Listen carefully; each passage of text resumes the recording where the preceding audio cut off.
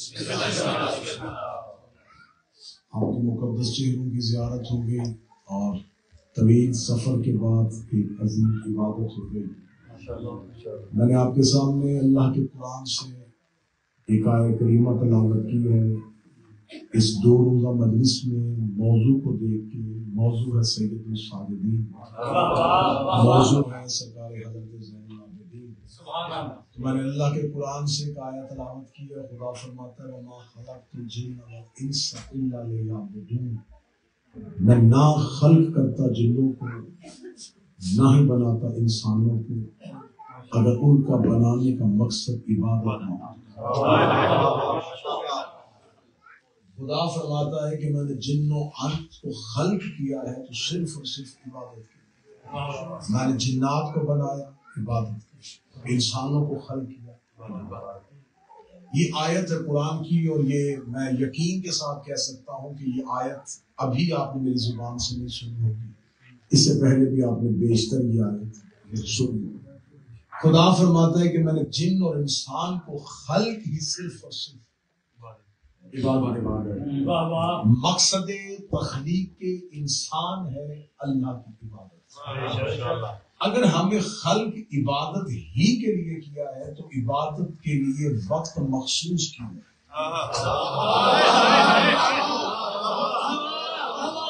بڑی سادہ، بڑی آسان کرنے کا عادی ہوں، مجمع پہ بوجھ نہیں بنتا، ذہنوں کو تکلیف نہ کرانا پڑے۔ خدا کہتا ہے میں نے تمہیں خلق کیا عبادت کے لیے۔ جب بنایا ہی صرف عبادت کے لیے تو پھر دن میں نمازیں صرف 5، سال میں روزے صرف 1 مہینہ، حج صرف اور صرف امیر کے لیے۔ تو جب انسان ہر وقت عبادت کر ہی نہیں رہا تو پھر اس کا مطلب ہے وہ اپنا مقصد پورا نہیں کر رہا۔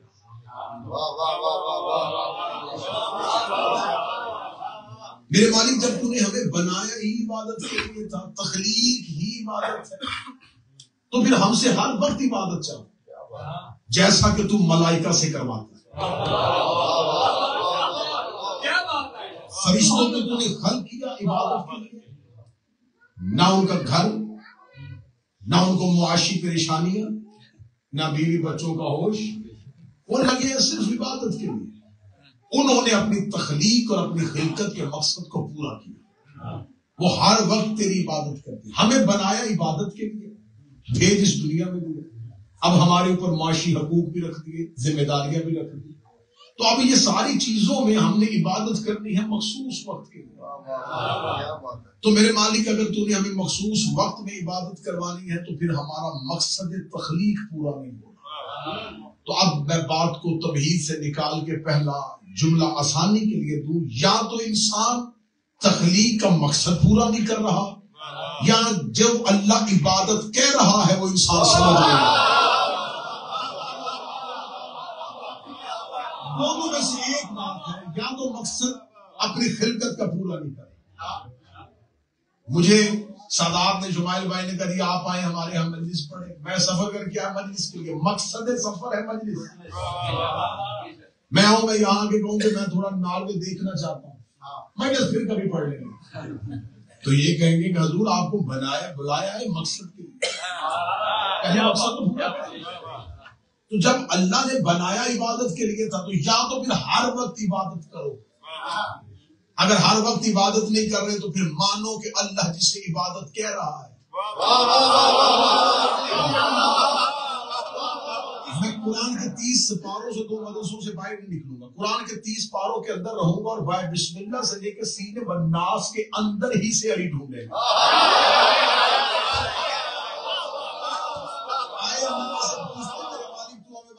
تو ہم سے عبادت چاہ رہا ہے، یہ عبادت ہے کیا؟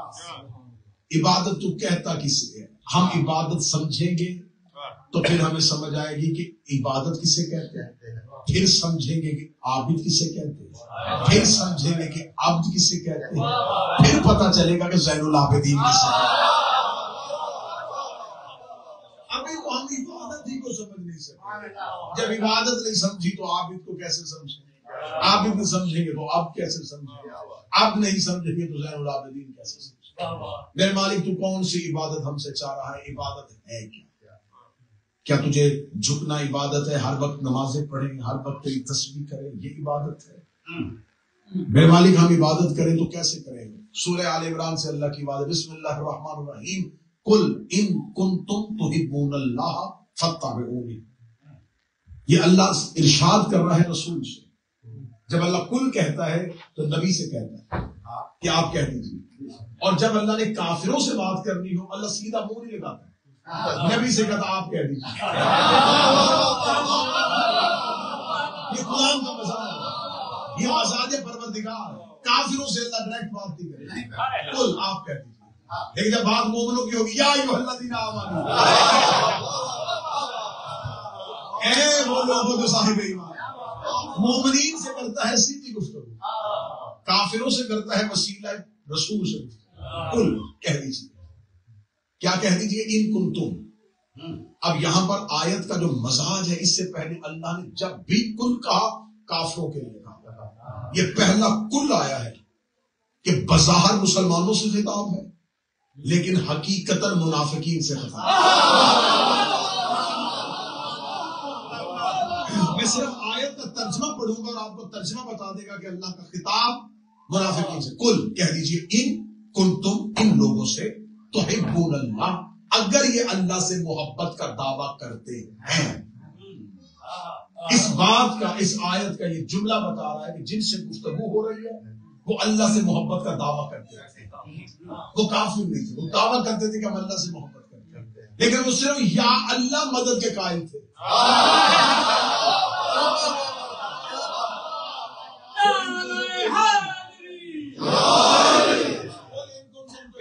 ان سے کہہ دیجیے اگر تم اللہ سے محبت کرتے فاتبعونی، تو پھر یہ مجھ سے محبت نہ کریں، تیری اتباع، تیری اتباع کریں. اگلا لفظ سنیے گا آیت کا، یحببکم اللہ. اگر یہ تیری اتباع کرنے میں کامیاب ہو گئے، انہیں مجھ سے محبت کرنے کی ضرورت نہیں ہوگی، میں خود ان سے محبت لیکن ذنوبکم واللہ غفور رحیم، میں ان کے پچھلے گناہ معاف کر دوں کیونکہ میں بڑا ہی بخشنے والا ہوں. لیکن شرط یہ ہے کہ یہ تیری اتباع کرے. پھر اگلی آیت میں خدا نے کہا آتی اللہ و آتی رسول. اگر اللہ کی اطاعت کرتے ہو تو مجھے اپنی اطاعت کی ضرورت کیا ہے، رسول کی اطاعت کرو. اس کا مطلب ہے کہ انسان چاہتا تھا اللہ کی عبادت کرنا، اللہ نے کہا رسول کی اطاعت، رسول کی اتباع کرو. اب دو لفظ آ گئے قرآن میں، صاحبان سمجھے گا، اطاعت اتباع. اطاعت اور اتباع یہ دو لفظ ہیں، معنی سمجھے گا. اطاعت ہے قول رسول کا نام، اتباع ہے عمل رسول کا. مثلا رسول نے کوئی حکم کیا اسے پورا کرے، یہ اطاعت رسول. جیسے رسول نے کیا ویسے کرے، یہ اتباع رسول. مثلا رسول نے کہا نماز پڑھو، ہم نے پڑھی، یہ اطاعت ہے. جیسے نبی پڑھتے تھے ویسے پڑھی، یہ اتباع. اطاعت ہے قول کا نام، اتباع ہے عمل کا نام. خدا نے کہا اگر مجھ سے محبت کرتے ہو تو میں اپنی عبادت ڈائریکٹ نہیں مانتا، میری عبادت یہ ہے کہ اطاعت بھی رسول کی کرو، اتباع بھی رسول کی کرو. اس کا مطلب کہ عبادت پروردگار ہے اطاعت رسول کا نام اور اتباع رسول کا نام. رسول کہے وہ کرو، یہ عبادت. رسول جو کرے وہ کرو، یہ عبادت. اس کا مطلب ہے کہ اطاعت رسول اور اتباع رسول ہے اللہ کی عبادت. اللہ اپنی عبادت سجدوں کی کثرت سے نہیں مانگ رہا، اللہ کو سجدوں کی کثرت سے کوئی غرض ہی نہیں. اللہ یہ دیکھتا ہی نہیں کس کے پاس سجدے زیادہ ہیں، کیونکہ اس نے اپنی حجت کو معیار بنا دیا. اس لیے کہ جب اس نے پہلی حجت بنائی تھی تو اس نے سجدے کا حکم دیا تھا. جنہوں نے سجدہ کیا تھا انہوں نے آدم کی وجہ سے سجدہ نہیں کیا، اللہ کی اطاعت کی وجہ سے سجدہ کیا. جس نے انکار کیا تھا اس نے اللہ کی بغاوت کی تھی. خدا نے اس کے سجدوں کی کثرت نہیں دیکھی. خدا نے کہا فخرج لعنت الی یوم الدین، ابھی کا ابھی نکل جا، تجھ پر قیامت تک کے لیے میری لعنت ہے. جبکہ وہ غفار الذنوب ہے، وہ ستار العیوب ہے، وہ گناہوں کو معاف کرتا ہے، وہ مہلت کا وقت دیتا ہے، وہ توبہ کی گنجائش دیتا ہے. وہ آخری سانس تک واپسی کا رستہ دیکھتا ہے. جس نے آخری سانس تک واپسی دیکھنی تھی، جو غفار الذنوب تھا، جو ستار العیوب تھا، اس نے لمحہ بھی دیر نہیں کی. یہ پہلا خطا کار ہے جس کو موقع پہ سزا ملی ہے. یہ پہلا خطا کار ہے جس کو موقع پہ سزا ملی ہے. ادھر اس نے انکار کیا، خدا نے فوراً لعنتی بنا کے ردہ درگاہ کر دیا. میرے مالک اسے گنجائش کیوں نہیں دی؟ فرمایا اس لیے گنجائش نہیں تھی کہ حجت بھی پہلی تھی، منکر بھی پہلا تھا. حجت بھی پہلی تھی، منکر بھی پہلا تھا. حجت بھی پہلی تھی، منکر بھی پہلا تھا. اگر آج میں اسے معاف کر دیتا، کل کو بڑے بڑے حجتوں کے منکر اپنی عبادتوں کو اٹھا کے میرے دروازے پہ آ جاتے کہ تم نے کثرت عبادت کی وجہ سے ابلیس کو معاف کیا تھا، کثرت عبادت کی وجہ سے ہمیں بھی معاف کر دے. لہٰذا میں نے ان کی عبادت کو بالکل منظور نہ کیے بغیر اس کے گلے میں لعنت کا توق ڈال کے دنیا کو بتا دیا ہے کہ جب میں اللہ آدم صفی اللہ کا منکر نمازوں کی کثرت کے باوجود برداشت نہیں کرتا تو علی ولی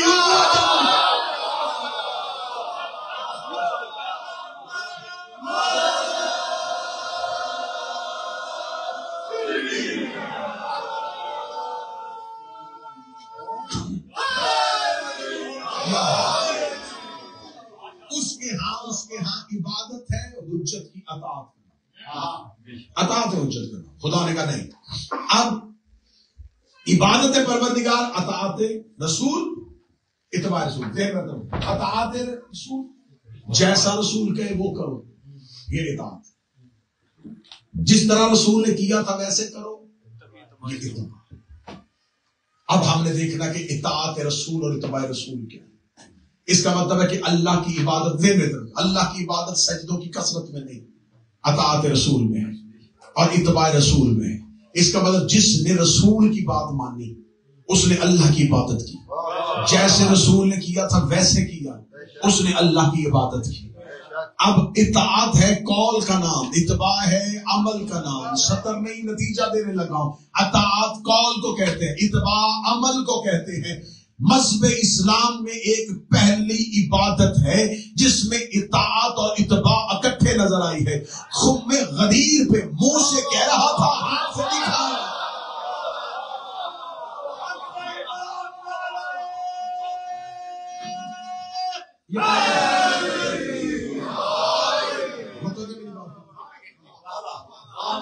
اب اللہ کی عبادت اگر اللہ کی کرنی ہے تو خدا کی عبادت کا معیار کیا ہونا چاہیے؟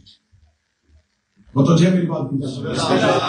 اللہ کو راضی کرنا ہے. مخلوق میں سے ہر کوئی چاہتا ہے کہ میں اتنی عبادت کروں کہ میرا پروردگار مجھ پہ راضی ہو. درود سارے ذات مل کے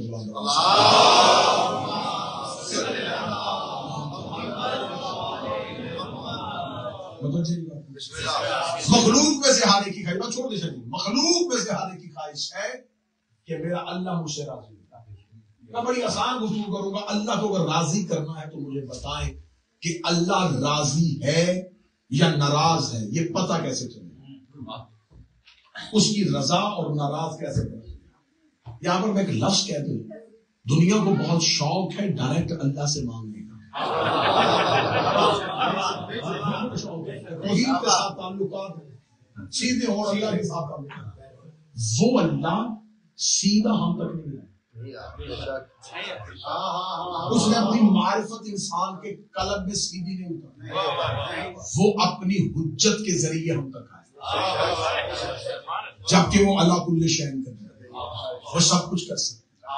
جب وہ سب کچھ کر، بڑی آسان سی بات ہے، جو سب کچھ کر سکتا ہے وہ ان کے بغیر ہم تک نہیں آتا. تو ہماری عبادت ان کے بغیر ہم کیسے آتا؟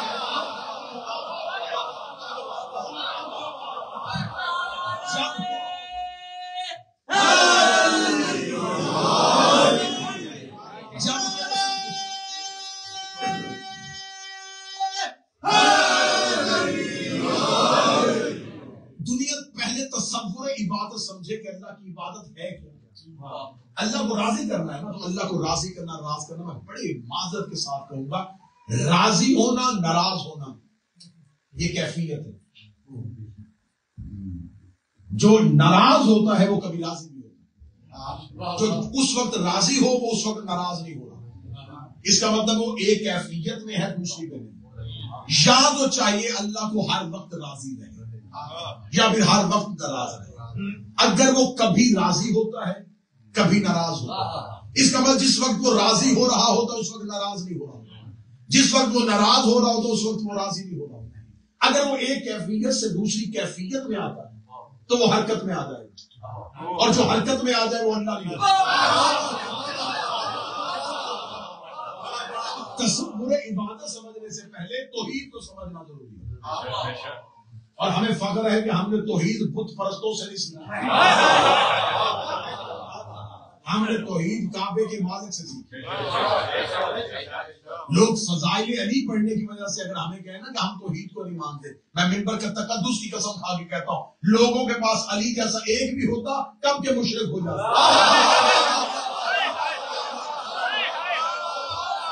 علی جیسا ایک بھی ہوتا کب کے مشرک ہو جاتے.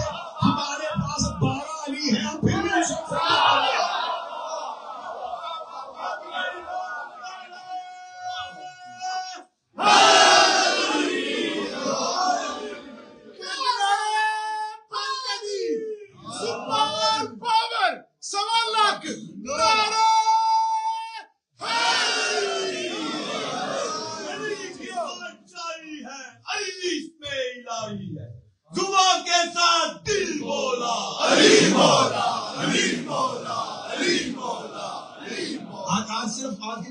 عبادت سمجھے گا. آپ عابد اور زین العابدین عبادت کس کی کرنی ہے؟ اللہ کی کرنی ہے. تو اللہ اگر آج کیونکہ آپ ایک ایسے معاشرے میں ایک ایسی سوسائٹی میں رہتے ہیں جہاں پہ ہر کوئی مسلم نہیں ہے. اگر مسلمانوں بچوں سے آ کے پوچھے کہ آپ کا اللہ کہاں ہے، اگر وہ آسمانوں پہ ہے تو پھر زمینوں پہ کون؟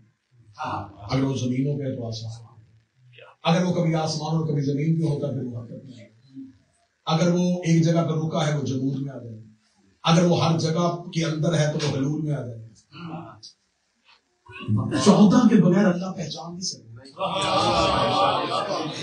بہترین جملہ دیکھ رہا ہوں، ہم نے توحید علی کی پیشانی سے لی. اس سے اچھی میرے پاس توحید میں انتہائی کم پر انسان ہوں، مجھے نہیں پتا میں توحید کے بارے میں. ہم نے علی کی جھکتی ہوئی پیشانی سے اللہ بات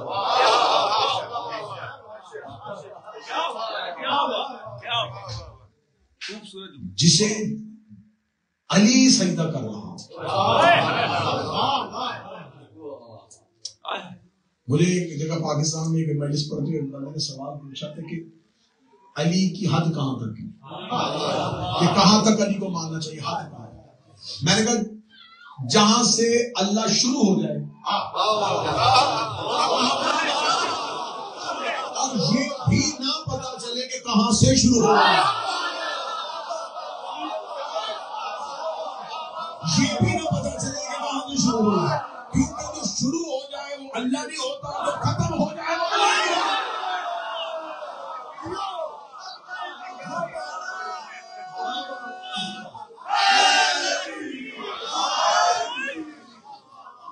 زمین پہ اللہ کو منوانے کے لیے اللہ کی حجت ہے. میں بڑے آسان لفظوں میں سلیس کر کے اس لیے سمجھاتا ہوں، یہ مثالیں آپ کو یاد ہیں. زمین پر اللہ نہیں آیا، اللہ کے مظہر ہے. دیکھیں اگر میں کسی پہ ناراض ہوں گا تو کوئی انسان میرے اندر جا کے میری کیفیت کو نہیں دیکھ سکتا. میری رضا اور ناراضگی میرے چہرے پہ ظاہر ہے. اس کا مطلب ہے کہ جس نے میرا راضی ہونا دیکھنا ہو وہ میرے اندر نہیں جھانکے.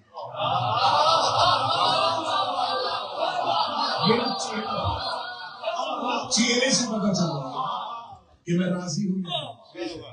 اب پروردگار کو کرنا ہے ہم نے عبادت سے راضی. دکھائی وہ دیتا نہیں لیکن اس کا ہے نہیں. زمین پہ وہ آتا نہیں، عرش پہ ہمیں بلاتا نہیں. زمین پر اس نے کچھ ایسے چہرے بنائے ہوئے ہیں.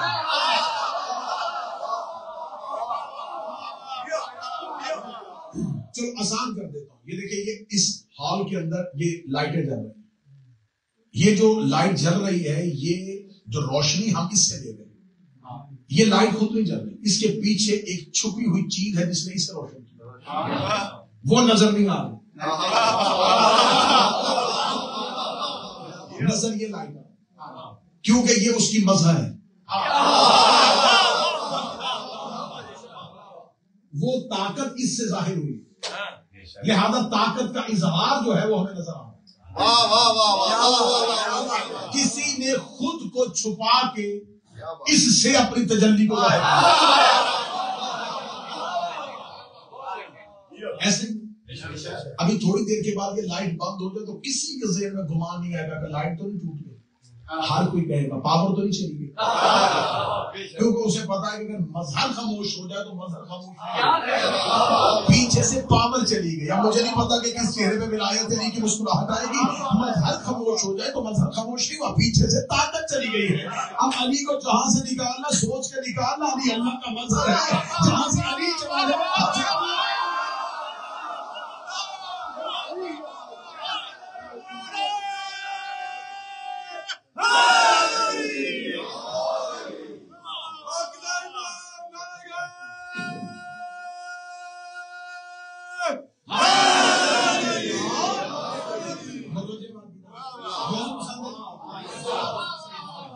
عبادت الہی کیا ہے؟ اللہ کی ہم نے عبادت کرنی. اچھا جی, اللہ کی عبادت کی جو سب سے ایک میجر عبادت ہے جی, وہ ہے نماز. جو پیچھے مڑ کے نہیں دیکھ رہے میں بتا دیتا ہوں, کھولنے لگے.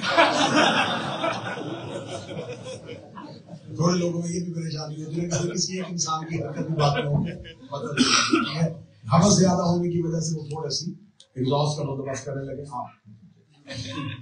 اب جو ایک سب سے بڑی عبادت ہے وہ نماز. ایسے ہی میں بالکل بھائیوں والی گفتگو کروں گا, ایک انتہائی عمدہ طریقے سے بیٹھ کے ایک دوسرے کے ساتھ محبت آل محمد کا تبارک تقسیم کریں گے. جو ایک سب سے بڑی چیز ہے وہ نماز, جس کے ذریعے آج کا مسلمان کسی کی عبادت کا معیار دیکھتا ہے. یہ بہت اچھی پرسپیکٹیو ہے, یہ بڑا اچھا ہے کہ اگر کسی کو دیکھنا ہو کہ وہ کتنا بڑا عبادت گزار ہے تو بندے اس کو دیکھتے کہ نمازی کتنی پڑھتا ہے. کثرت نماز جو ہے وہ اس کے زیادہ عابد ہونے کی دلیل ہے. یہ بڑا عبادت گزار ہے, یہ 5 وقت کا نماز ہے, کیونکہ یہ واحد عبادت ہے جو دل میں رپیٹ ہو رہی ہے, رپیٹ ہو رہی ہے. اس کی جو ریپیٹیشن ہے اور اس کا جو اوقات ہے وہ اس کے اتنے مختلف ٹائمنگ ہے اس کی کہ یہ نیند کے ٹائم بھی, یہ بالکل کاروبار کے پیک ٹائم پہ, یہ تھکاوٹ کے وقت بھی, اور یہ فیملی اوقات کے اندر بھی, جس میں آپ بیٹھے. اب یہ اللہ نے مختلف قسم کی انسان سے قربانیاں مانگی. نیند قربان کر میری بات کرنا. اب تو زندگی کی دوڑ میں دوڑنا ہے, رک تھوڑی دیر, واپس آ. اب تیرا بدن کام کر کے تھک گیا ہے نا, تھکاوٹ کی قربانی دے. اب تجھے بڑا اچھا لگ رہا ہے بستر, لیکن تھوڑی دیر رک. یہ اللہ انسان کو تھکانا نہیں چاہتا, یہ خدا انسان کو بار بار متوجہ کر رہا ہے کہ کوئی تیرا اللہ ہے. اب یہ جو نماز ہے نا جی, اس نماز میں اللہ نے ایک نیت رکھی, اور وہ نیت جو ہے اگر کوئی فقہ کے عالم سے جا کے مشورہ بھی کرنا چاہے تو آج کی رات اس کے پاس ہے, کر لیجیے گا, کل میں نے دوبارہ. نیت جو ہے وہ واجبات میں سے, نیت یہ نہیں ہے کہ اگر کر لی تو کر لی, مستحب نہیں ہے, واجب. آپ نے نماز کی نیت جو ہے وہ واجبات میں سے آپ نے کرنی ہے.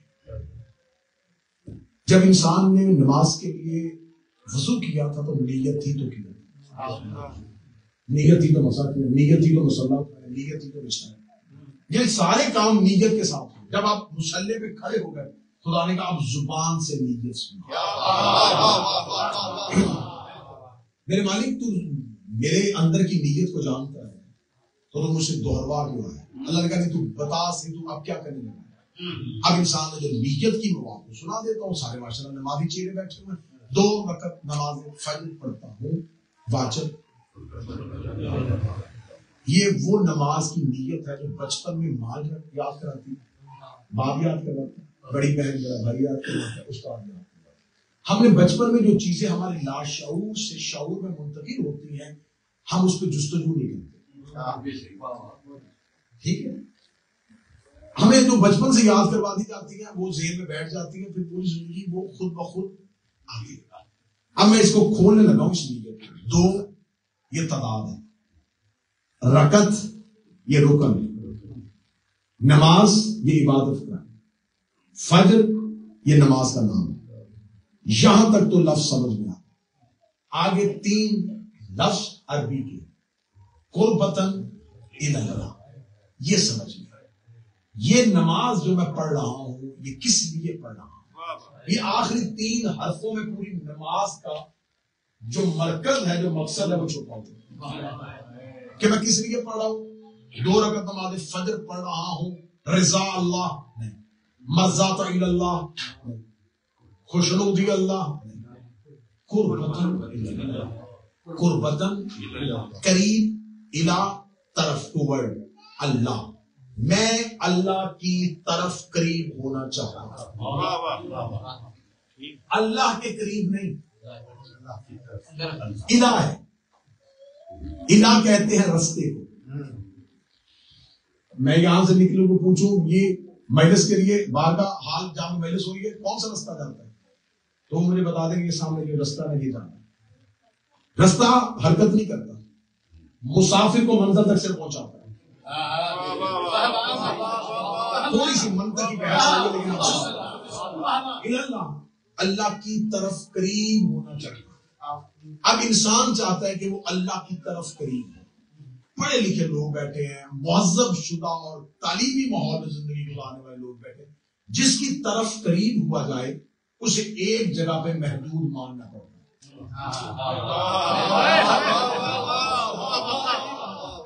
میں آپ سے کہوں کہ تھوڑا تھوڑا ممبر کے قریب ہو جائے تو آپ ادھر نہیں جائیں گے، ادھر آئیں گے کیونکہ ممبر ادھر۔ اگر ہم اللہ کی طرف قریب ہو رہے ہیں تو اسے کسی ایک جگہ پہ ماننا پڑے گا کہ ہم اس کی طرف قریب ہو رہے ہیں، وہ ایک جگہ پہ سما جائے تو وہ اللہ نہیں ہے۔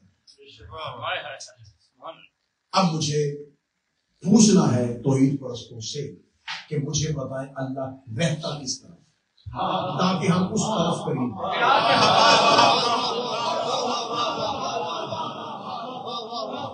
کس طرف ہے؟ ہمیں کوئی اس کی نشانی کا پتہ ہو، ہمیں کوئی خبر ہو کہ اللہ مشرق میں ہے تو مشرق کی طرف، مغرب میں ہے مغرب کی طرف۔ خانہ کعبہ ایک مقام ہے عبادت کا، وہ اس مکان میں نہیں ہے، مکان میں آ جائے گا تو مکین ہو جائے گا، مکین ہو جائے گا تو محدود ہو جائے گا۔ دانتوں کو پسینہ آتا ہے اللہ ماننے کو، آسان ہوتا ہے کسی پہ منکر توحید کا الزام لگانا، لیکن توحید پرست ہونے کے لیے بھی دقتیں بڑی اٹھانی پڑتی ہیں۔ اب اللہ کی طرف قریب ہونا چاہتے ہیں، اللہ کو پہلے ڈھونڈنا پڑے گا کہ اللہ کہاں، کیا بات، کیا کہنے۔ نہج البلاغہ میں میرے بادشاہی میں کیا توحید پہ خطبے دیے، میں ممبر پہ بڑی ذمہ داری کے ساتھ کہہ رہا ہوں، کسی نبی نے بھی توحید پہ خطبے نہیں دیے، ہر نبی نے کہا اللہ مانو، اللہ پہ خطبہ نہیں، حتیٰ کہ رسالت ماب مرسل اعظم سید الانبیاء سید المرسلین توحید پہ خطبے نہیں، پوری کائنات میں صرف علی تھے جنہوں نے مسلسل کوفے میں بیٹھ کے توحید پہ خطبے دیے۔ آپ نہج البلاغہ اٹھا کے دیکھیں، ابتدائی خطبات سارے اللہ پہ۔ میں بھی اکثر سوچا کرتا تھا کہ اللہ پہ سب سے زیادہ گفتگو علی ہی نے کی، کیونکہ آدم پر کسی کو اللہ ہونے کا شک پر کسی کو گمان نہیں تھا۔ امت کو اگر گمان ہوا تو عیسیٰ پہ ہوا، وہ بھی اللہ کا نہیں، اللہ کا بیٹا ہے۔ اللہ کا گمان اگر انسان کو ہوا تو جس پہ شک تھا اسی نے توحید پہ بات کرنی شروع کر دی۔ ایک شخص نے آ کے کہا یا علی اللہ نظر کیوں نہیں آتا؟ کیا وہ اتنا دور ہے کہ نظر نہیں آتا؟ علی نے فرمایا وہ اپنے دور کی وجہ سے غائب نہیں ہے، اپنے کمال کی وجہ سے۔ صدر سنیے گا، میرے مولا علی کی داد مجھے نہیں ہے، میرے مولا کی دہلیز پہ مولا فرماتے ہیں وہ اتنا دور، کوئی چیز بہت دور ہو تو یہ نشانی ہے کہ وہ غائب ہو گئی۔ علی فرماتے ہیں وہ اتنا دور ہو کے غائب نہیں، اس کا قرب اسے غائب کیے.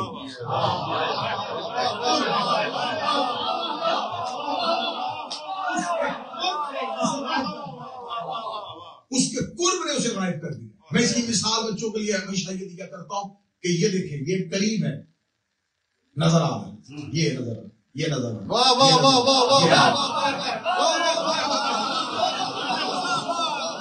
جب کسی چیز کا قرب حد سے زیادہ چلا جائے تو وہ غائب ہو جاتا ہے. علی فرماتے اس کا کمال قرب اتنا ہے کہ وہ غائب ہے انسانیت کی آنکھ سے. اب قربتاً الاللہ, اللہ کی طرف قریب ہونا چاہتا ہے. جب اللہ کی طرف قریب ہونا چاہتا ہے جو یا تو پھر اللہ کی کوئی طرف ڈھونڈنی پڑے گی یا پھر اللہ کے طرفدار ڈھونڈنے پڑے گی. میں قرآن کی کچہری میں حاضر ہوا, میں نے کہا اللہ کا قرآن تو مجھے بتا, میں نے نماز کے لیے نیت کر لی ہے, وضو کر بیٹھا ہوں, میں اللہ کے قریب ہونا چاہتا ہوں, تو مجھے بتا اللہ کہاں رہتا ہے. قرآن نے کہا میرے دامن میں 4 ایسے ہیں جن کا دعویٰ ہے کہ وہ اللہ کے قریب ہے, وہ تجھے اللہ تک پہنچا سکتے ہیں. میں نے کہا پہلے کا نام بتا, اس کا موسیٰ. میں نے کہا اللہ کا, اس کا کلیم اللہ, اللہ سے باتیں کرنے والا, اللہ سے گفتگو کرنے والا. کسی نبی کے پاس یہ اللہ کب نہیں تھا, صرف اس کے بعد یہ اللہ سے گفتگو کرتا تھا. گفتگو کرتا تھا تو اللہ دیکھا بھی ہوگا, اگر اللہ دیکھا تو اللہ کے قریب بھی کیا ہوگا, یہ تجھے پہنچا دے گا. میں نے کہا میری نماز موسیٰ ہی قریب کروا سکتا ہے, کیونکہ میں نے نیت کر لی ہے قربتاً الاللہ کی, اور موسیٰ کرتا ہے اللہ سے بات. میں نے حضرت موسیٰ کی بارگاہ میں گیا, میں نے کہا اے کلیم اللہ, میں اللہ سے ملاقات کرنا چاہتا ہوں, میں نے نیت کی ہے قربتاً الاللہ کی. موسیٰ نے میرا ہاتھ پکڑا, وہ طور پہ چلا گیا. میں طور پہ موسیٰ کا منظر دیکھ رہا تھا. موسیٰ نے اپنی نالین اتاری اور چلنا شروع کر دیا, جوتا اتارا اور چلنا شروع کر دیا. میں نے کہا نالین کی اتاری, اس کا وادی مقدس آ گئی ہے, یہ قرآن کا لہجہ ہے. مجھے وہیں سے پتہ چل گیا ہے اللہ سے ملنا ہو تو جوتے اتار کے جانا پڑتا ہے. نالین اتری ہوئی تھی اور وادی مقدس میں داخل ہو گیا. وادی مقدس میں داخل ہو گئے, ایک ایسی جگہ پہ جا کے قرآن کہتا ہے حضرت موسیٰ نے اپنا سر جھکا لیا اور کھڑا ہو گیا. موسیٰ گفتگو کرتا تھا اور ایک شجر سے جواب آتا تھا, ایک شجر سے جواب آتا تھا. میں نے کہا اے موسیٰ کلیم اللہ, مجھے بتا تو صحیح اللہ کہاں ہے, پہاڑ کے اوپر ہے. اس نے دیکھا تو میں نے بھی کوئی نہیں ہے, مجھے تو اس شجر سے بات آتی ہے. قرآن نے کہا ایک شجر تھا جس سے موسیٰ سے گفتگو ہوتی تھی. جس نے بھی ترجمہ لکھا اس کا شجر, شجر کا معنی درخت. میں نے کہا شجر کا معنی درخت ہے, کیکر, بیری, شیشم, کس چیز کا درخت ہوگا, جس چیز کا وہ درخت ہوگا آج اس درخت کے پتے بھی ہم کھائیں تو شفا ملے, کیونکہ یہ ہے وہ درخت جس سے اللہ بولا تھا. جس نے بھی لکھا شجر لکھا, کسی نے یہ لکھا کس چیز کا شجر تھا. زمانے طالب علم سے زمانے منبر تک میں بھی یہی سمجھا کہ حضرت موسیٰ کے دور میں کوئی شجر ہوگا, اس کے بعد اٹھا لیا ہوگا, شاید اب زمین پہ نہیں ہے. لیکن میں پہلی بار جب نجف گیا اور میں نے نجف میں مولا علی کی زرعی پہ جا کے وہیں پہ پڑھی ہوئی زیارت کی کتاب کو اٹھایا. زیارت پڑھتے پڑھتے کہ جملہ آ گیا, السلام علیکہ یا شجرۃ الندیٰ.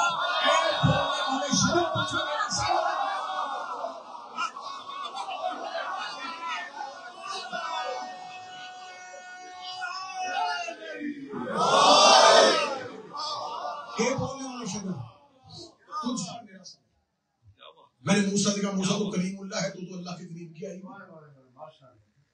تو شجر سے کی. قرآن کی کچہری میں حاضر ہوا, میں نے کہا قرآن. موسیٰ طور پہ کھڑا. قرآن نے کہا میرے پاس میرے دامن میں ایک اور ہے. میں نے کہا نام, اس نے کہا عیسیٰ فرزند مریم. میں نے کہا اے ابن بطول تو مجھے بتا تو اللہ کے قریب ہے. اس نے چوتھے آسمان پہ بٹھایا اور ایک ہی حکم دے کے بٹھایا, فانتظروا انی معکم من المنتظرین, تو بھی انتظار کر, میں تو بیٹھا ہوں کسی کے انتظار. میں نے کہا میں نے نیت کر لی ہے قربتاً الاللہ کی, اللہ کے قریب ہونے کا کوئی اور رستہ. موسیٰ طور پہ کھڑا, تو چوتھے آسمان پہ. میں چوتھے آسمان پہ ہوں لیکن ایک میرے قریب سے گزرتا ہے. میں نے کہا اس کا نام ہے سید الملائکہ, ہے وہ فرشتہ اور ہے وہ فرشتوں کا سردار. تو جو ادھر رکھنا نام ہے اس کا جبریل امین. میں نے جبریل امین کے پاس جا کے کہا, میں نے کہا میں نے نیت کی تھی نماز کی قربتاً الاللہ کی. موسیٰ کے پاس گیا تھا, وہ طور پہ کھڑا. عیسیٰ کے پاس گیا, وہ چوتھے آسمان پہ گیا. عیسیٰ نے مجھے بتایا ہے کہ تو اللہ سے کلام لے کے آتا ہے, کتابیں لے کے آتا ہے, وحی لے کے آتا ہے, قرآن لے کے آتا ہے, تو اللہ سے ملتا ہوگا. جبریل امین نے کہا میں تجھے آج اپنی حد دکھائی دوں کہ میں کہاں پہ. میری آخری حد ہے, اس سے آگے میں کبھی گیا نہیں ہے, اس سے آگے میں جا سکتا نہیں ہوں. اس سے آگے جاؤں گا تو میں جل جاؤں گا, اس سے آگے چلا جاؤں گا تو خدا مجھے فرشتوں کی محفل سے نکال دے گا. میں نے کہا اچھا اس سے آگے کبھی کوئی نہیں گیا. اس نے کہا میں رک گیا تھا محمد جوتا پہن کے چلا گیا, میں رک گیا تھا مصطفیٰ پہن کے چلا گیا تھا. میں نے کہا بس میری منزل مجھے مل گئی, میں نے نیت کی تھی نماز کی نیت تھی قربتاً اللہ. موسیٰ زمین پہ طور پہ کھڑا, عیسیٰ چوتھے آسمان پہ کھڑا, جبریل سدرہ پہ کھڑا, تو یہ مصطفیٰ ہے جو مجھے اللہ کے قرب میں لے جائے گا. میں نے مدینے جا کر رسول کے دروازے پہ ہاتھ رکھا, میں نے کہا یا رسول اللہ, اے حسنین کے نانا, اے زہرا کے بابا, اے سید المرسلین, اے میرا طٰہٰ نبی, اے میرا یاسین نبی, اے میرا داعی سمن نبی, اے میرا دولائے کل نبی, تو مجھے اللہ کے قریب کر دے. تو نے اللہ کی کتنی قربت پائی ہے. مصطفیٰ کی آواز ہے, میں بھی قربت میں گیا تھا لیکن اس نے ایک پردہ لٹکا دیا تھا.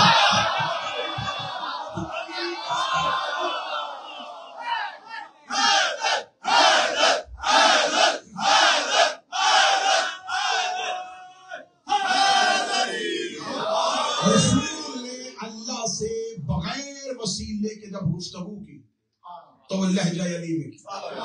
اس کا مطلب کہ مصطفیٰ بھی قرب توحید میں گیا تو وسیلہ علی تھا.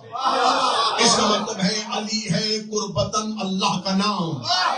میں پڑھتا جملہ جس کے لیے میں نے محنت کی تھی, نمازی نماز میں نیت کرتا ہے 2 رکعت نماز فجر پڑھتا ہوں تاکہ یہ مجھے علی کے قریب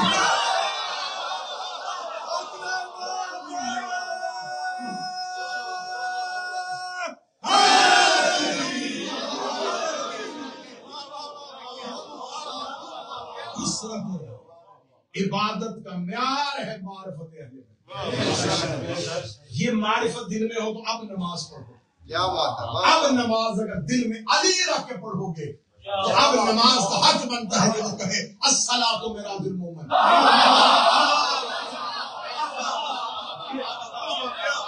اتنی مشہور حدیث ہے کہ نماز مومن کی معراج ہے.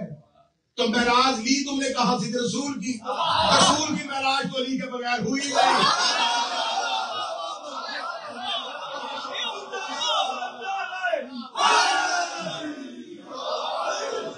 برئی بات سمجھو. اللہ کو راضی کرنے کا معیار تمہارے پاس کیا ہے؟ اللہ کو راضی کرنا کیسے ہے؟ اللہ سجدوں کی کثرت سے راضی نہیں ہوگا. میں آپ پڑھے لکھے لوگ ہیں, آپ کے لیے جملہ بدل دیتا ہوں. اللہ کوانٹٹی نہیں مانگتا, کوالٹی نہیں دیکھتا. خلوص کس کی نماز کا خلوص ہے. اگر اس نے کثرت دیکھنی ہوتی تو عدل کے ترازو میں ابلیس کے سجدے لگے.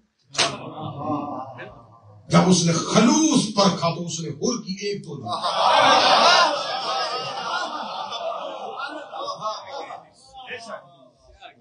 کیونکہ عبادت ہے اطاعت آل محمد کا.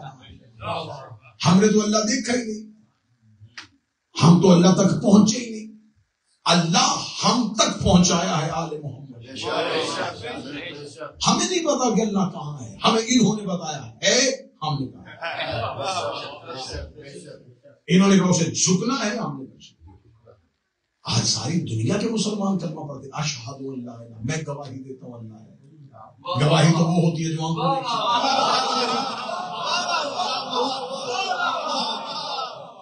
گواہی پہلی بار 14 نے دی. ان کا حق بنتا ہے کہ وہ کہیں کہ میں گواہی دیتا ہوں.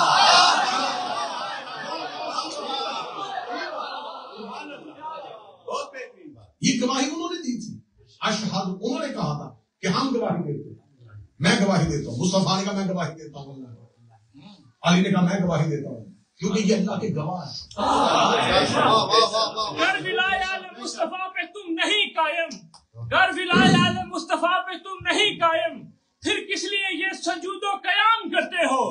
بغیر حب علی کے نماز پڑھتے ہو, حلال چیز کو بھی تم حرام کرتے ہو.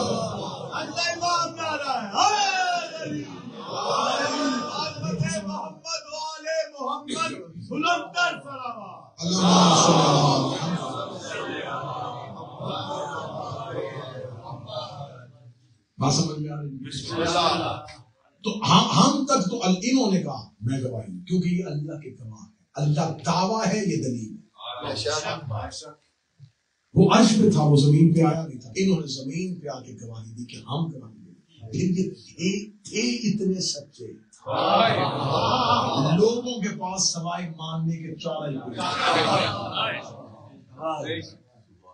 ان کے کہنے پہ نہ دیکھا اللہ، نہ دیکھی جنت، نہ دیکھی جہنم، نہ دیکھا فرشتہ، نہ دیکھی کوثر، نہ دیکھی سلسبیل۔ مجھے سمجھ نہیں آتی کہ مسلمانوں نے 90% اسلام مصطفیٰ کی زبان سے لیا اور دیکھا نہیں، اور غدیر میں ہاتھ دکھایا۔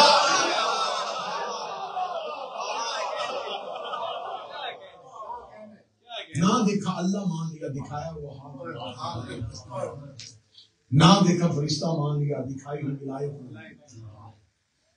اب انہوں نے آگے کہا کہ ہم گواہی دیتے ہیں کہ اللہ، میں بڑی آسان سا دھیمے لہجے میں بات، انہوں نے گواہی دی کہ اللہ ہے۔ پڑھے لکھے لوگ بیٹھے ہیں، گواہی دی انہوں نے، باقی سب نے کاپی پیسٹ کیا۔ ہم نے ان کے کہنے میں، انہوں نے کہا اللہ ہے، اس کے بعد والوں نے کہا کہ رسول سے سنا، اس نے کہا اشہد، انہوں نے بھی کہا اشہد، اس کے بعد انہوں نے کہا اشہد۔ ہم تک یہ اشہد اللہ جو ہے ادھر سے پہنچے، انہوں نے پہلی بار گواہی دی تو آج ہم دے رہے ہیں۔ ہم ان کی گواہی پہ گواہی دے رہے ہیں، اللہ پہ نہیں دے رہے ہیں۔ پھر جملہ سننا، ہم نے اللہ دیکھا نہیں، ہم نے ان کی گواہی پر گواہی دی، انہوں نے اللہ کی گواہی دی۔ آج ہر مسلمان کی سب سے بڑی گواہی اللہ کی ہے، وہ ان کے کہنے کی وجہ سے۔ پھر سمجھ نہیں آتی، جن کی گواہی پہ اللہ کی گواہی دے رہے ہو، ان کی گواہی باطل کیسے ہو سکتی ہے؟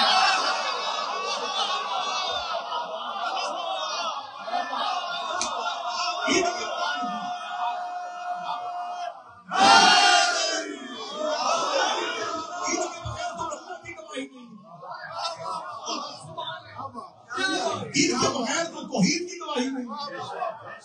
ہم نے اللہ کی گواہی دی ان کے کہنے پہ، تو جن کی وجہ سے اللہ کی گواہی دی، اب حق تو بنتا ہے نا کہ آپ ان کی گواہی بھی دیں، کیونکہ یہ پورا سلسلہ ہے۔ ہم نے اللہ دیکھا نہیں، ہم کہیں گے اشہد ان لا الہ الا اللہ، یہاں پہ آ کر چپ ہو جائیں گے، کوئی اسلام نہیں۔ جاؤ 73 فرقوں کے علماء کے سروں پہ قرآن رکھ کے کہو کہ اشہد ان لا الہ الا اللہ تک بس کلمہ پڑھے، اسلام ہے نہیں؟ کیوں؟ ہم نے اللہ مانا نہیں؟ وہ کہے گا تم نے اللہ دیکھا ہی نہیں، جس کی وجہ سے مانا اس کی گواہی تو دے۔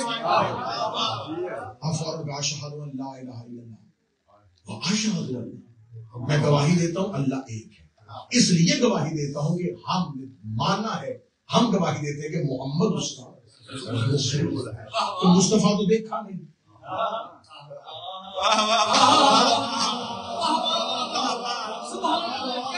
اب یہ 11 ہجری کے بعد جو نظام ہم تک پہنچا ہے، کس سے پہنچا ہے؟ ولایت کے ذریعے سے۔ تو اب کہنا پڑے گا اشہد ان علی،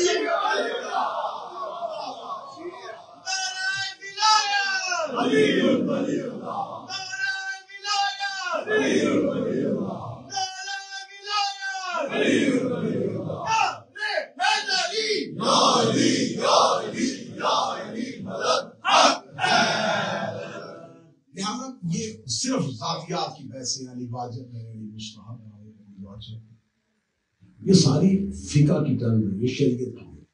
واجب ہے کوئی چیز اور جب ہوتی ہے مستحب، علی ان قسموں میں نہیں ہے۔ میں نے سیدہ کے جواب سے خیرات لے کے ولایت علی کے لیے بہترین جملہ ممبر سے پہلی دفعہ میں نے استعمال کیا تھا، علی ولی اللہ واجب، ممبر پہ علی اللہ واجب علی مستحب ہے، واجب ہے یہ باطل، علی اللہ بھی پڑھنا چاہیے۔ میں نے اس کے لیے بہترین جملہ بی بی سے خراب کر لیا، علی ولی اللہ نہ واجب ہے نہ مستحب ہے، علی ولی اللہ اجر رسالت کی ادائیگی کا نام ہے۔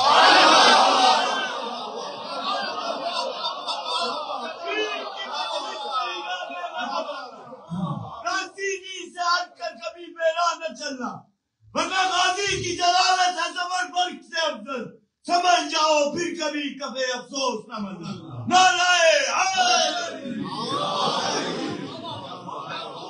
آسان کوئی اس لیے قوم کو دیکھ جاتا ہوں کہ تاکہ آپ کسی جگہ پہ بحث کریں تو آپ کے پاس جواب بڑے اچھے ہوں، وہ دلیل لاجک والی ایسے لاجک ایسی دلیل ہو کہ اس کے بعد دشمن سوال نہ کرے۔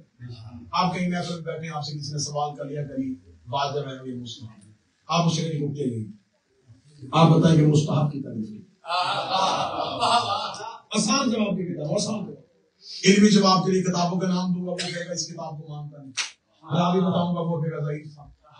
کتاب بتاؤں گا، وہ کہے گا مستند نہیں تھا. آیت بتاؤں گا، وہ ترجمہ بدل دے گا. دلیل ایسی دوں کہ اس سوال کی یہی قبر بنا رہا ہوں. علی مستحب کے بعد مستحب کسے کہتے ہیں؟ مستحب شریعت مسلم کو کہتے ہیں جس کے کرنے سے اجر ملے، نہ کرنے سے کوئی سزا نہ ہو، اضافہ ہو جائے. مثلا 2 رکعت نماز فجر واجب ہے، واجب پڑھنی، اس کے بعد آپ نے نوافل پڑھ لی، یہ مستحب. آپ پڑھ لیں گے اضافہ، چھوڑیں گے گناہ نہیں. واجب وہ عمل ہے جس کو چھوڑنے سے عذاب، مستحب کے چھوڑنے سے عذاب نہیں آتا، واجب کے چھوڑنے سے عذاب آتا. مستحب کے ترک کرنے سے عذاب نہیں آتا، مستحب کے بجا لانے سے اجر میں اضافہ ہوتا ہے، عذاب نہیں. واجب کے چھوڑنے سے عذاب آتا. بڑے دھیمے لہجے میں اونچی بات کرنے لگا ہوں. اگر علی ولی اللہ واجب نہیں ہے تو غدیر میں حارث بے عذاب کیوں آیا؟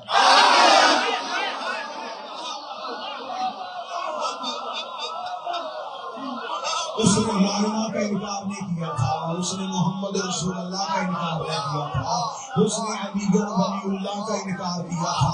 جس بندے کو تقریر کا پہلا جملہ یاد ہے، خطابت پرکار ہوتی ہے، گھوم کے اسی جگہ پہ واپس آ جاتی ہے. خدا نے ابلیس پہ فوراً عذاب بھیجا تھا، ہمارے سے بھی فوراً عذاب بھیجا ہے. نہ اس نے محمدی تھی، نہ اس نے محمدی ہے. ہر ایک خدا نے کا عالم قیامت میں فیصلہ ہوگا کہ جنت یا جہنم، عذاب یا سزا یا جزا. ایک ابلیس کو موقع پہ عذاب ملا ہے، ایک حارث کو موقع پہ عذاب ملا ہے. اس نے آدم کا انکار کیا تھا، اس نے علی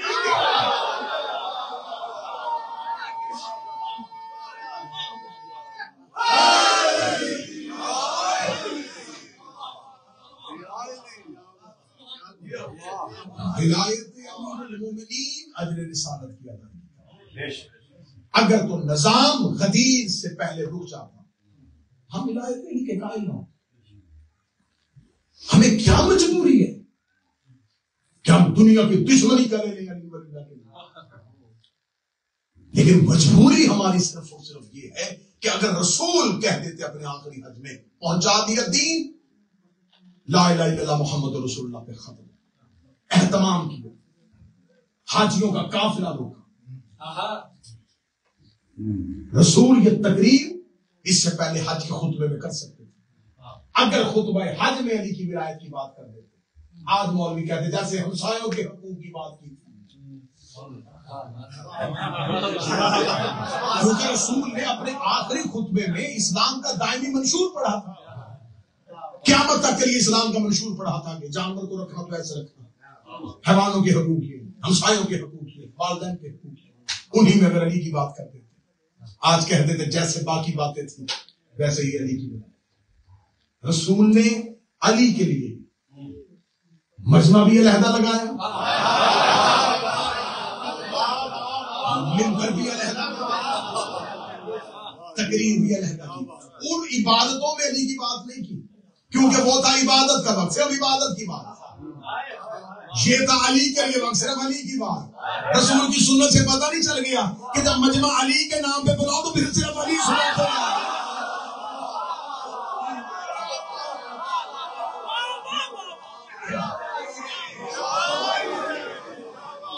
صرف علی کی بس علی کی بات. 3.5 گھنٹے کا خطبہ پڑھا علی کے لیے، اور رسول نے اتنے اہتمام کے ساتھ علی کی ولایت کا اعلان کیا. اسلام کی پہلی اور آخری حدیث سے غدیر جس کے موقع کے گواہ 1.25 لاکھ صحابی. اللہ کے دین میں کوئی ایک حکم بھی ایسا نہیں جس کے اتنے گواہ. سب سے زیادہ گواہ حدیث غدیر، موقع پہ 1.25 لاکھ حاجی. اور رسول نے اہتمام کے ساتھ علی کی ولایت کا اعلان کیا. اور اللہ نے کہا تھا یا ایھا رسول بلغ ما انزل الیک، اے رسول پہنچا وہ جو میں نے تم پر نازل کیا. اب اللہ نے یہ ماں نہیں سمجھایا، یا سیدھا سیدھا کہا یا ایھا رسول بلغ ولایت علی انزل اے رسول علی کی ولایت پہنچا جو میں نے تم پر نازل کی. اللہ نے بھی بات خفیہ ماں پہنچا وہ جو میں نے تم پر نازل کی. یہ بڑی خاص ایک تعلق کی بات ہوتی ہے کہ جب انسان محفل میں کسی کو کہے کہ وہ کام کرے جو میں نے آپ کو کیا.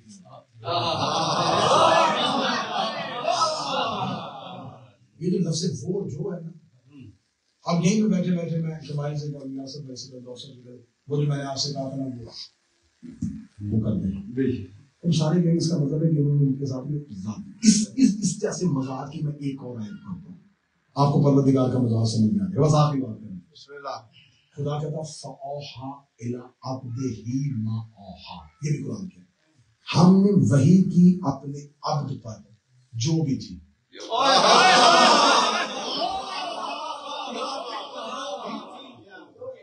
فَأَوْحَىٰ إِلَىٰ عَبْدِهِ مَا، یہ ماں لفظ یاد رکھیے گا.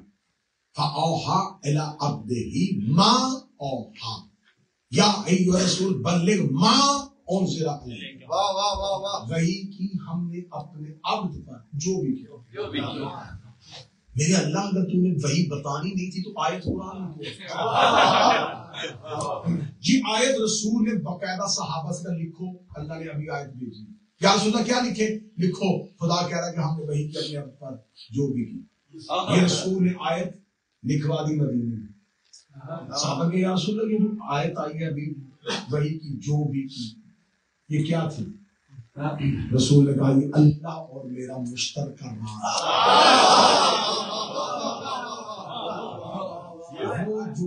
وہ جو ساری زندگی مدینے میں صحابہ ایک دوسرے سے پوچھتے رہے یہ جو اللہ نے وحی کی تھی نا وہ کیا تھی؟ وہ خدا نے جو وحی کی تھی وہ وحی کی جو بھی کی. یہ وہ اور جو کی تلاش میں رہے. راز کھول دیا. پہنچا وہ جو میں نے.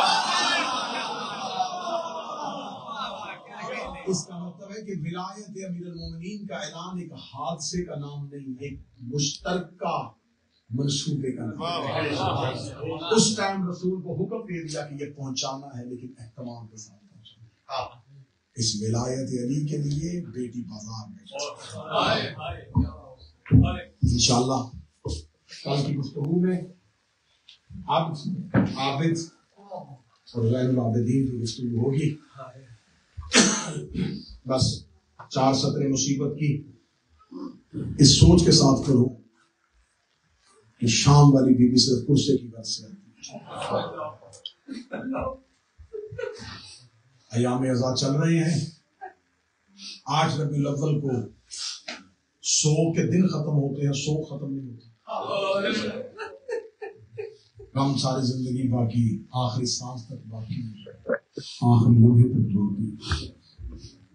یہ ہمارے بھائی نے مدرسے رکھی ہیں اس بادشاہ کی شہادت کے عنوان کے ساتھ جسے غیرت کا پروردگار کہتے ہیں.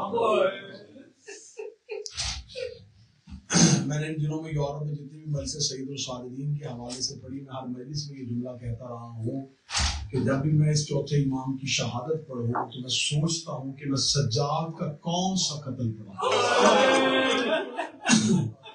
وہ جو شام غریباں ہوا تھا وہ پڑھوں، وہ جو شام کے بازار میں ہوا تھا وہ پڑھوں. 40 سال رہو رویا تیرا ماتمی وزادار ہو. اس بات ذہن میں رکھنا سید الساجدین سے بڑا عبادت گزار کوئی نہیں، اس سے بڑا نمازی بھی کوئی نہیں، اس سے بڑا زکار بھی کوئی نہیں. رو تم سجا سے زیادہ نہیں سکتے، عبادت تم سجا سے زیادہ کر نہیں سکتے. اس لیے سجدوں میں بھی باپ کو ہوئے. یہ پانی دیکھتے تھے تو روتے تھے. ایک دن ایک شخص نے آ کے مدینے میں کہا مولا آنکھوں کا خون بند کر. فرمایا تو نے دیکھا جو نہیں جو شام میں ہمارے ساتھ چلا. مولا آپ گھر میں رہتے ہیں، آپ گھر سے باہر آیا کریں. مولا آپ تھوڑی دیر گھر سے باہر رہیں گے، آپ مومنین سے ملیں گے، محبین سے ملیں گے. آپ کا گریہ رک سکتا ہے. سجاد کہتے ہیں میں بازار میں آتا ہوں مجھے شام میں آتا ہے. اس نے واسطہ بہت بڑا دیا اور امام اس کے ساتھ مدینے کے بازار میں. جو امام سید الساجدین واقعہ کربلا کے بعد بازار میں آئے, اس نے لوگوں کو اشارہ کیا. کسی نے آگے سجاد مولا کے قدموں پہ ہاتھ رکھے, کسی نے ہاتھ چومے. مولا ہر کسی کو پیار دیتے ہوئے گزر رہے تھے. یا ایک قصاب کی دکان کے سامنے اس قصاب نے سجاد مولا کو دیکھا, نوکر نے اشارہ کیا, اس نے جلدی سے گوشت کے اوپر کپڑا ڈالا, وضو کر کے دکان سے باہر آیا. مولا سجاد کے قدموں پہ ہاتھ رکھے. مولا سجاد کے بعد نام کہنے لگا یحییٰ. کاروبار مولا قصاب. احکام ذبیحہ یاد ہے؟ شریعت محمد میں جانور کو ذبح کرنے کا حکم کیا. اس نے سمجھا امام ہے, مجھ سے مسئلہ پوچھ رہے ہیں کہ مجھے جواب آتا ہے کہ نہیں. کہا جی جی مولا یاد ہے. فرمایا سنا, کہ شریعت رسول کی جانور پانی پلا کے ذبح کرو. اس نے پہلی شرط سنائی ہے. مولا سجاد زمین پہ بیٹھے, لوگ جانوروں کو پانی پلا کے ذبح کرتے, میرے بہتے دریا پہ پیاسے مرے. مولا نے فرمایا دوسری شرط سناؤ. اس نے کہا دوسری شرط ہے جانور کو جانور کے سامنے ذبح نہیں کرتے. سید الساجدین کا ساتھ دیوار پہ آیا, لوگ کہا ہائے بابا حسین تیری غربت. لوگ جانور کو جانور کے سامنے ذبح نہیں کرتے. میری 3 پھوپھیاں سر پہ قرآن رکھ کے 70 قدم کے فاصلے پہ رو رو کے کہتے رہی ناموار میرا 3 دن کا پیاسا ہے.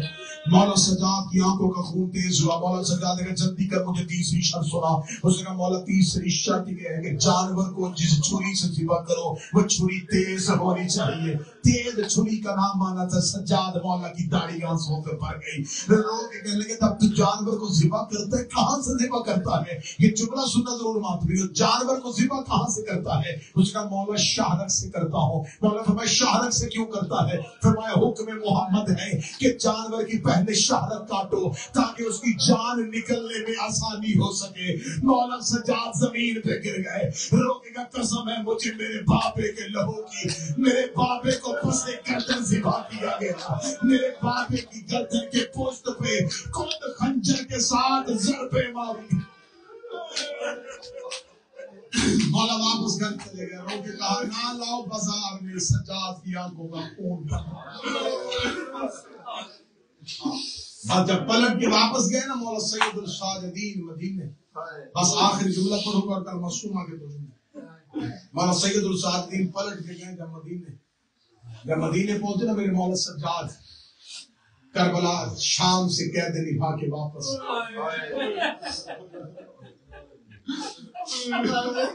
سب سے پہلے علی کی بڑی بیٹی قبر رسول پہ گئی. قبر رسول پہ جا کے بی بی نے نوحے کی 4 سطریں پڑھی. وہ نوحہ کسی ذاکر کسی شاعر کا نہیں, علی کی بیٹی کا لکھا ہے. علامہ مدرسی نے بہار کی جلد میں وہ نوحہ لکھا ہے. بی بی نے قبر رسول پہ جا کے پہلا نوحہ پڑھا. علی کی بیٹی رو کہتی نانا قبر سے نکل کے پہچان میں وہی زینب. تو نے ہائے نہیں کی. بی بی نے دوسری صدر پڑھی. بی بی رو کہتی نانا تیری نماز بچ گئی, میرا نمازی والا ہے. جس نے ہائے کہ بی بی تیری ہائے قبول کرے. بی بی نے تیسری صدر پڑھی. بی بی رو کے کہتی نانا تیری اذان بچ گئی, میرا مؤذن پڑھ رہا ہے سو گیا. چوتھی صدر پڑھنے سے پہلے علی کی بیٹی نے گٹھڑی کھولی. گٹھڑی سے حسین کا تیروں والا کرتا نکالا.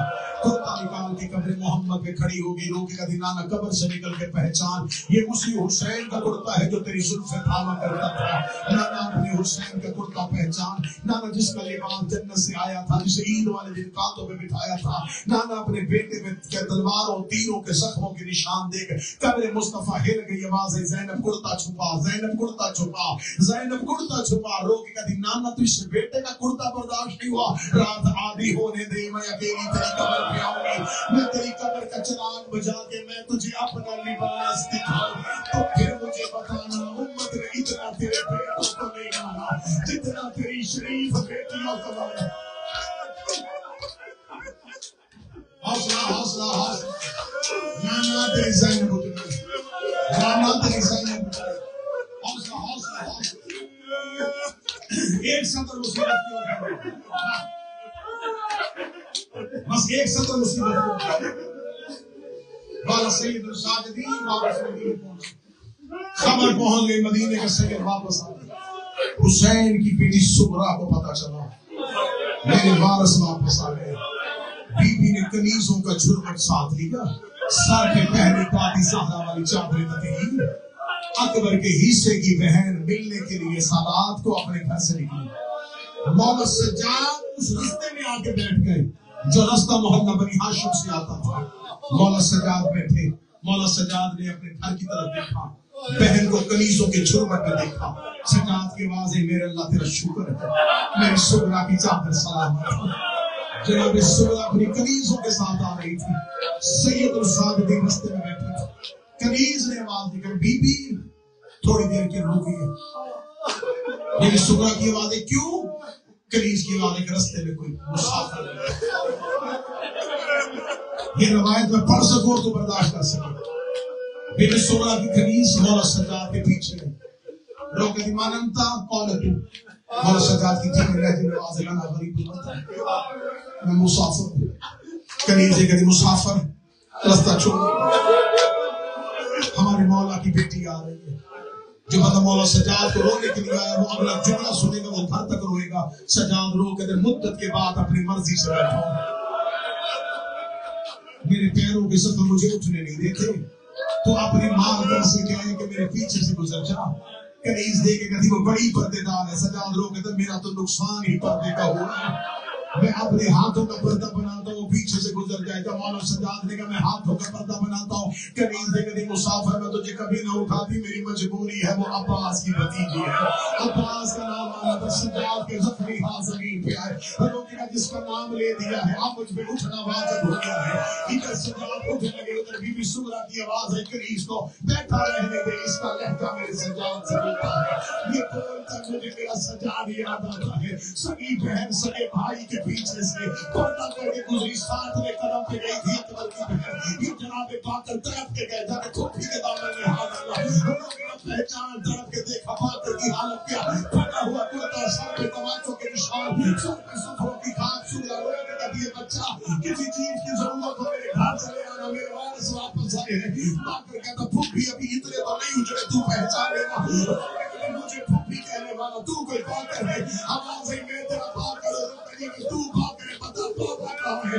कभी से बात करके आ रहे हो तो सज्जाद है, मेरी सुगरा पे अपने से चली। सज्जाद के गले में बाहें डाली, कभी नहीं पूछती अकबर क्यों नहीं आया, नहीं पूछती पापा क्यों नहीं आया। मुझे सिर्फ इतना बता, तुझे जवान भेजा था, तेरी कमर क्यों झुक गई, तेरे सर के बाल सफेद क्यों हो गए। सज्जाद के बाल सुगरा, मुझे शाम की दुनिया खा गई, मुझे शाम की खा गई। मैं तेरा बशूर